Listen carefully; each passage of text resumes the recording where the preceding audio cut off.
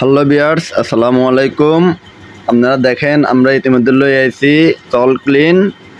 এটা নতুন ঘর এবং পুরাতন ঘরের দেওয়ালকে অনেক শক্তিশালী করে, ভেতর থেকে নোনা এবং ড্যাম্প যে আমরা রং করার পরে ধরেন 6 মাস 1 বছর পরে যে রঙগুলো ফল্ট করে বা জোরে জোরে পরে ওগুলো থেকে বিরত রাখার জন্য সল ক্লিন এটা আমরা ধরেন যে একটা বিল্ডিং ঘরের প্রত্যেকটা দেওয়ালে, বিশেষ করে বাথরুমের ভিতরে টাইলস করলে বাইরের সাইডে রঙগুলো নষ্ট হয়ে যায় এবং কি কেসিং রুমের ভিতরে টাইলস করার পরে বাইরে রঙগুলো নষ্ট হয়ে যায়, উঠে যায় জোরে জোরে পরে। এই কারণে আমরা এখন এখানে সল্ট ক্লিন ব্যবহার করতেছি। 2 কোট সল্ট ক্লিন ব্যবহার করার পরে ন্যূনতম 12 ঘন্টা শুকানোর সময় দেওয়ার পর এখানে আমরা হাইড্রোলক করব বা ড্যামশিট সিলার ইউজ করলেও পারবেন।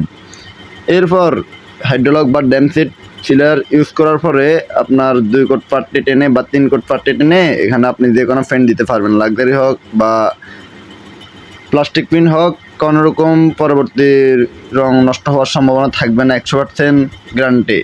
কিছু বুঝছেন তো? আমরা এখন 1 কোটের কাজ শেষ করে